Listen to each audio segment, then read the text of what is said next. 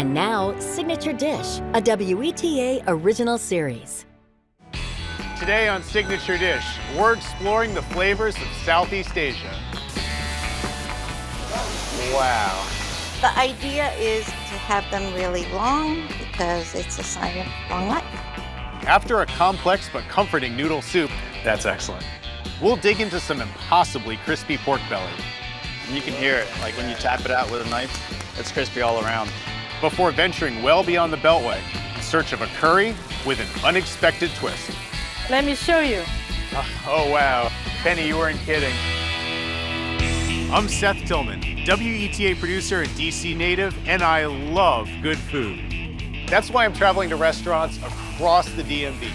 At each stop, looking for the one thing you just gotta try. That signature dish.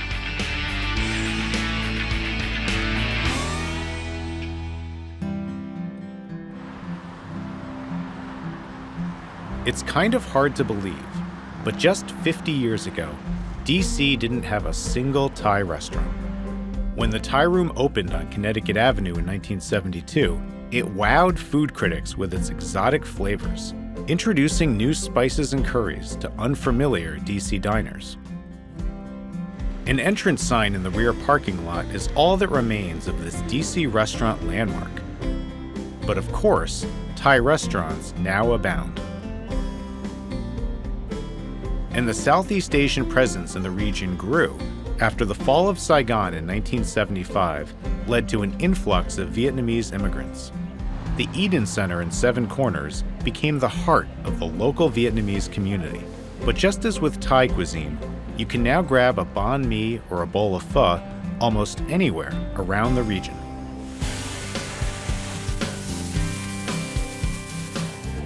But other Southeast Asian cuisines have only recently begun to gain a wider following here. For more than 2 decades, the popular Burma on 6th Street in DC's Chinatown stood as the lone Burmese restaurant within the city limits until it closed in 2013. 6 years later, a retired schoolteacher decided to fill the void it left behind.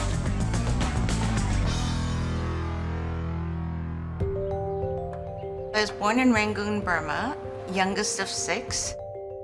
We had a lot of people around our dinner table. I knew exactly where my food came from. It was always about hospitality. In 1962, there was a military coup d'etat, and a lot of people were put in prison. And my father was one of them because he was a journalist and a publisher of the leading newspaper at the time. And when he was released, we went to Thailand. I finished high school there, and I came to America in 1970. I taught for 15 years at the Duke Ellington School of the Arts. And then when I retired, my children decided it wasn't, a good time for me to stop. In 2016, Jocelyn and her daughter Simone opened a shop selling faluda. And so we had a little 100 square foot space in Union Market for 4 years, and then became a bodega, and I started bringing in some dishes from Burma, and that's how it all started.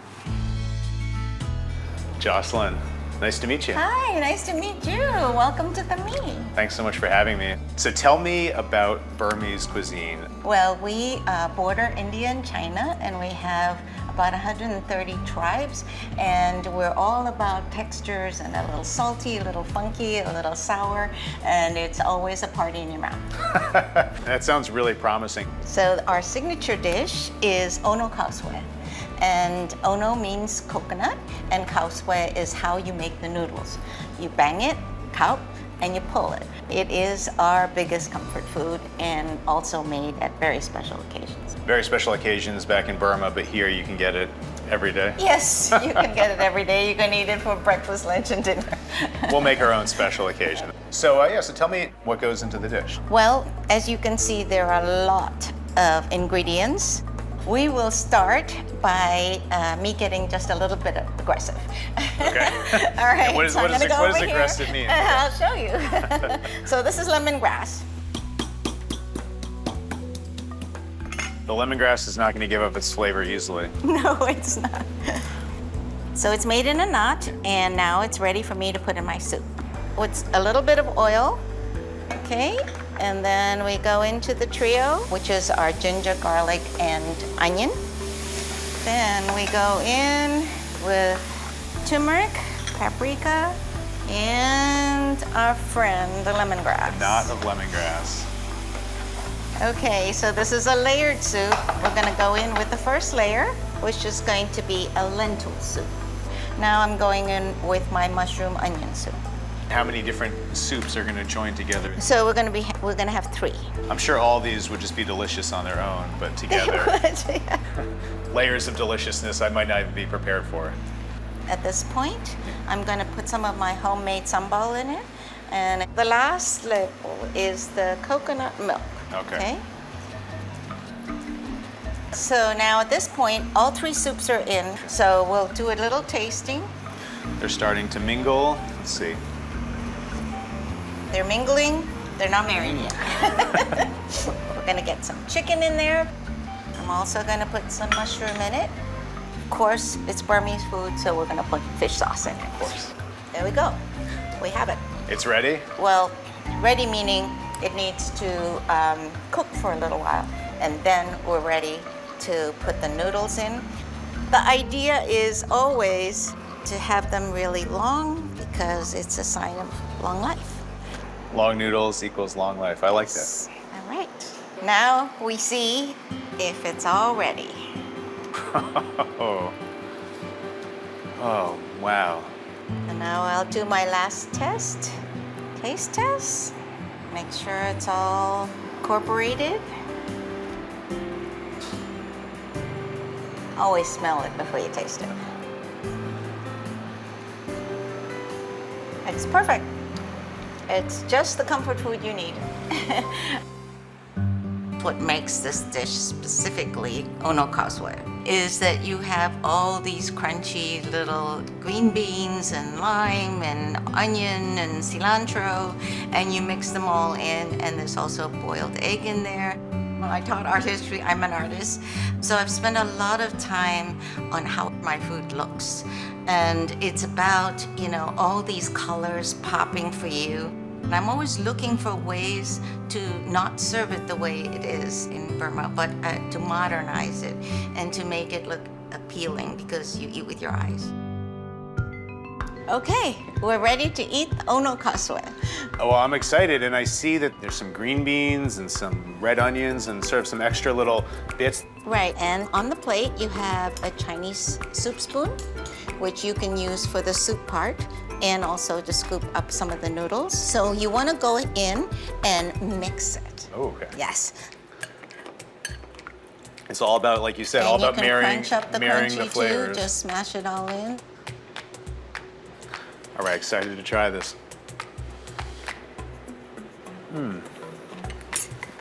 Jocelyn. That is excellent. All those layers are coming through so nicely. I think I got a little bite of green bean in there too, so it gave it that crunch, Great. that sort of freshness. That's excellent. I'm so glad you're enjoying it. It's a favorite of my family's. My parents loved it. My siblings love it. My grandchildren love it. They ask for it when they're not feeling well. This is what they really want to eat. Every culture sort of has to have its own comforting chicken soup that you eat when you're sick. Absolutely. And you want it the way your mom makes it or your grandmother makes it, because that's really what, my granddaughters call it, this sweet coconut soup. I don't know where they get the idea from because there's no sugar in it, but it's sweet to them. And on top of being delicious and having all these layers of flavor, it's also just such a beautiful dish, the way it's prepared, the way it's arrayed. Thank you. I try to plate it the way I see it. You are eating with your eyes first, and I'm trying to get you to be interested before you even take your first bite. Yeah, I was interested from the moment we sat down. And all these extra Burmese dishes look great. Almost makes one wonder why there's sort of so few Burmese restaurants in the area. Do you think that might change over time? Well, the food diplomacy for a lot of the countries like Thailand and Korea were supported by governments. So if we have to do this on our own, we're happy to do it. But it'll take a little bit longer. And we're going to put everything into all the hospitality and all the good food and get everybody to put Burma on their food map. Well, cheers to that, Jocelyn. Great. Thank you so much for sharing the Ono Khao Soi. I really appreciate it. It was welcome. delicious. Cheers. Thanks.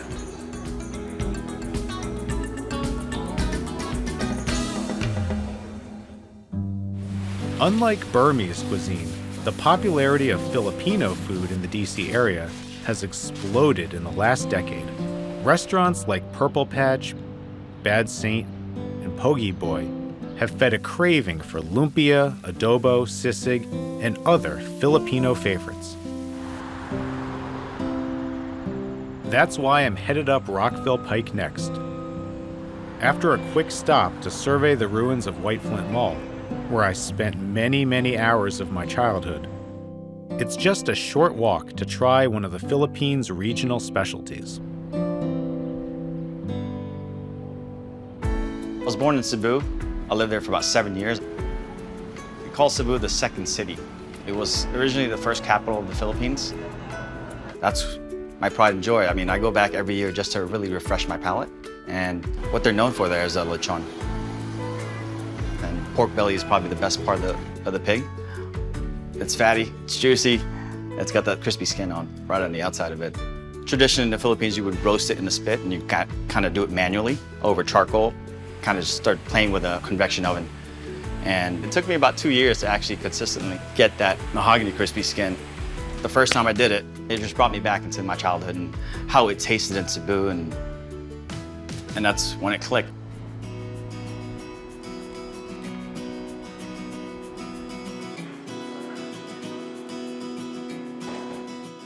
Chef, Welcome.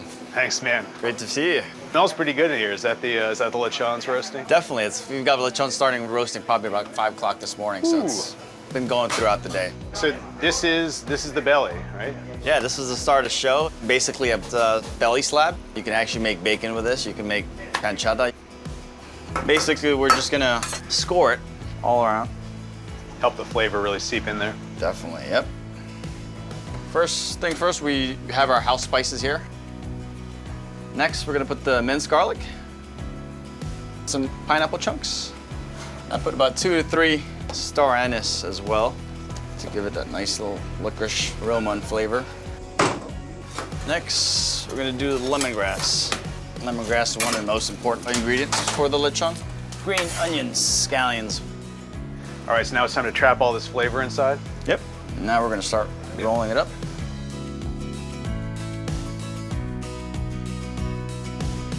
You want to keep this as dry as you can. That's going to help with the crispiness of the skin. Can't wait to see it turn into a lechon. Yeah. Obviously, the final product comes out burning hot, so you got to really be careful. Oh my God. And this is a pretty big belly. I mean, every belly's a little bit different in size and weight. So how long has this one been in the oven now? This has been in there a little bit over 5.5 hours. And what are you looking for on this skin right now? Basically, you just want that mahogany color, as smooth as you can. So how are you planning on slicing this one up? I usually work in halves. We'll cut it in half right from the get-go. Oh, look at that steam escaping. I love to see that. Wow. You can see all the fat right there. It renders out over a period of time. The slower you cook it, and that's kind of what you want, the little separation from the skin and the meat. And then I know we're gonna taste that there, but I gotta try just a little piece of the skin right here. Grab it yourself and just, Oh my God. It's crunchy and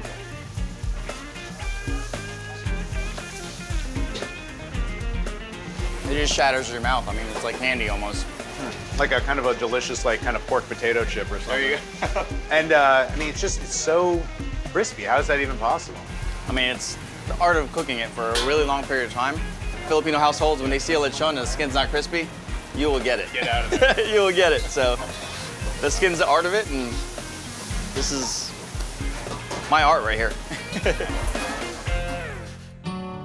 I actually started my career cooking in a lot of local French restaurants in the area. But it was pretty easy to transition because I knew the techniques and transitioning it to Filipino food. And that's kind of like what got me where I am today. Chefs all across the world, especially these young Filipino chefs who've been cooking at a lot of fine dining restaurants, they're going back to their childhood and trying to promote what they've been growing up eating. And it's amazing to see all these chefs doing that. Chef, man, this looks pretty impressive.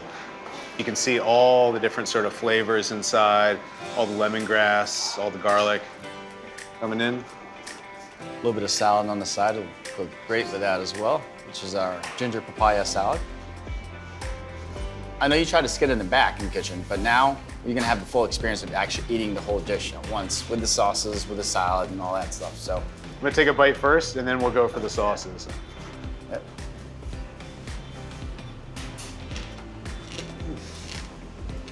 You hear that crunch?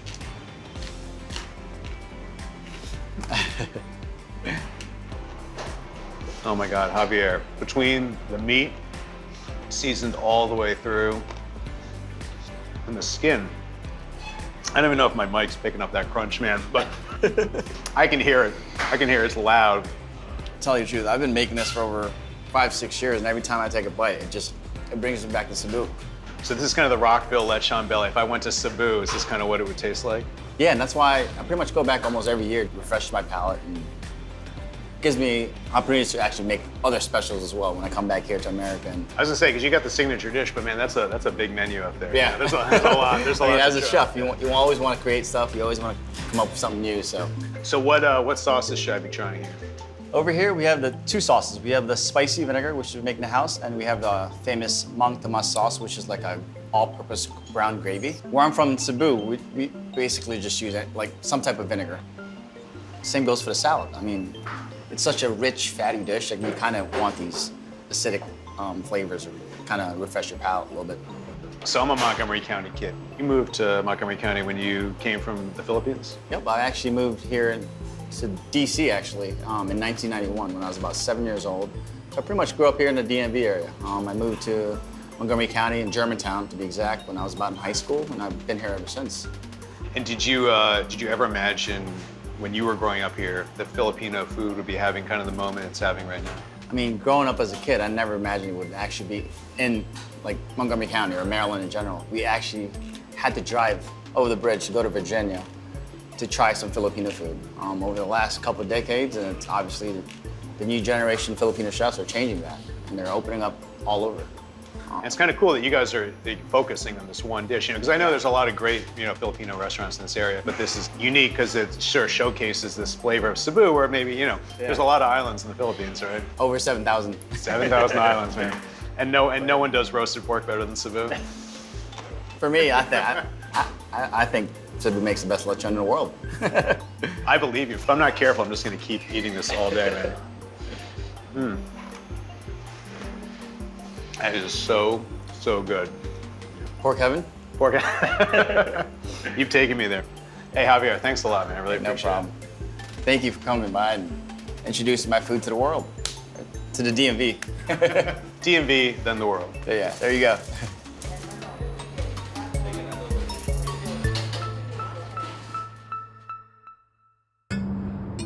For my last stop, I'm driving west on I-66 for a really, really long time. Far enough that the Shenandoahs come into view, but I think it will be worth it. I'm visiting Malaysia Kopitiam, one of only a handful of Malaysian restaurants in the area. It was located in DuPont Circle for 15 years before closing in 2014. After a few years out of the business, owners Leslie and Penny Poon reopened in 2018 in a strip mall on the outskirts of Centerville. We have different type of customers like coming from Thailand, Indonesia, Philippines, and of course Americans. Why do they like the Malaysian food? Because it's very unique. Because Chinese comes in the 14th century, later the Indian comes. So from there they trade with each other, they mingle with each other, they cook with each other. We both from Ipoh. Okay, Ipoh is the place where all the hawkers, all the good food is, and it's very cheap. And a lot of locals, like Kuala Lumpur people, they travel all the way to Ipoh and have good food. When food is there, you bring people all together. Now that I'm finally here, I'm meeting with Leslie and Penny to learn more about Nyonya cuisine, the food born from the intermarriage of early Chinese immigrants and the local Malay people. Leslie, Penny. Hi, Seth. Welcome to Malaysia Cooking. Thank you so much for having me. I'm excited to be here. And I see these beautiful ingredients that are arrayed here. What's this going to help prepare? Okay, we're gonna help to make our signature Nyonya curry fish head. So it has a very good symphony of roots and flowers and leaves. Well, that sounds like it's going to be delicious. And Penny, you are the chef, correct? Yes, sir. Great. So should we get to making the Nyonya curry, and Leslie will meet you back out at the table? Yes, okay. Okay, good. Thank you. Okay. So how do we get started here? Okay, we'll put some oil first. Okay. Heat up the oil, the onion and garlic. Make it fragrant. And then this is fenugreek. This is poppy seed. And there's some chili. You got a little bit of heat for the dish as well? Yes. So turn it down. And then we'll put some galanga flour. This is a very typical ingredients that find in Nyonya cooking. And this is the flour of the root? Yes. Yes, this is the root itself. And then this comes like a flower. It has a very unique flavor that no other flowers or plant can replace. Yeah, I don't think I've ever smelled anything quite like that. And this is going to make a very aromatic dish. Oh yes. In past 20 years, we don't have all this. I have got my sister ship it every week. So, but right now we can have it here. So it used to have to be shipped all the way from Malaysia, and now you can just get it in the local grocery store? Yes, yes. It can't replace anything else. This is truly a flavor by itself. That's the curry powder. And you put some coconut. Oh, it's already getting a beautiful color. Oh yeah. You need some extra liquid. And then the final touch will be some of the leaves. And what type of leaves are these? In Malaysia, we call laksa leaf. They find it throughout all Asia. Let me show you the fish. Okay. Okay, what we're using today is the codfish head. Yeah, you weren't kidding. This is a fish head dish. Yeah. And these codfish heads are these just going to go right into the broth? Some other people would do it, but for a restaurant, we rather blanch it first, so it's less fishy that way. Well, I will let you get to blanching the fish heads. I can't wait to see what sort of flavor and texture they bring to the dish, and we'll try it back at the table. Very good. Thanks, okay. Penny.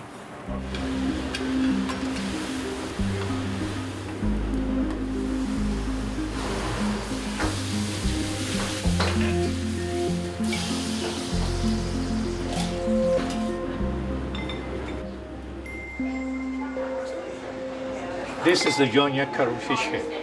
Oh, wow. All those fish heads have cooked down and the bones are all in there? Yes, yes. You gotta be careful. I can see a lot of them kind of start to break apart. Yes, here you are. Perfect, perfect. Oh, there we go. Okay. This is a nice piece. Oh, a full fish head in there. There we go.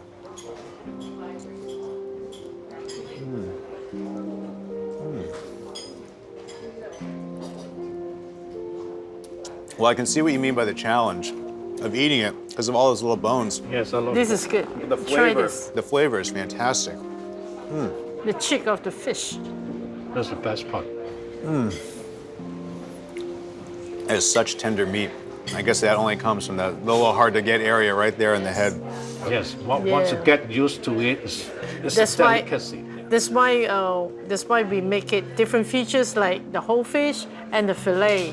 So Okay. it's more like, easier for Yeah. a lot of people to eat. But the fish head is still the best for a lot of Asian people because it's a gelatinous that they like. Yeah, that gelatinous, that sort of fullness and richness, I got that. But maybe the fish fillet is a little bit more my speed. Good. As long as you're getting the flavor of that broth. Yes, they're all the same flavor to it. This is very popular.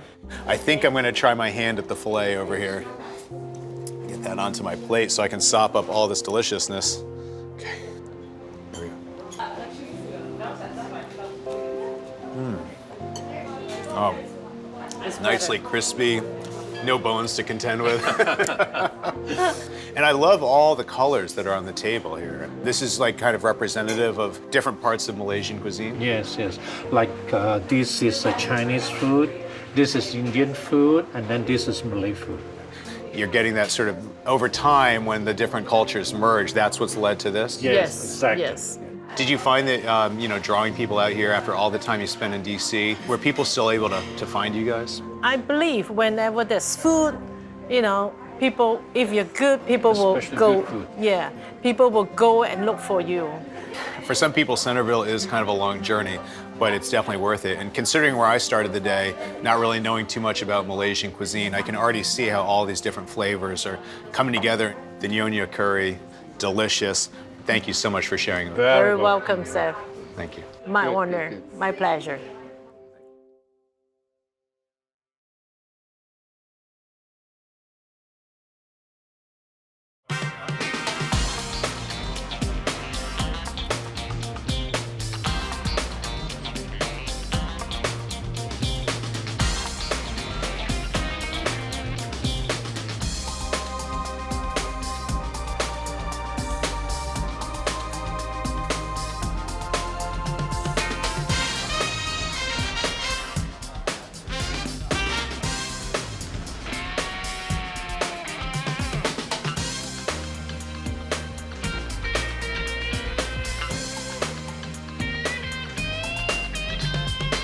To find out more about great food in the Washington metro area, visit WETA.org/signature dish.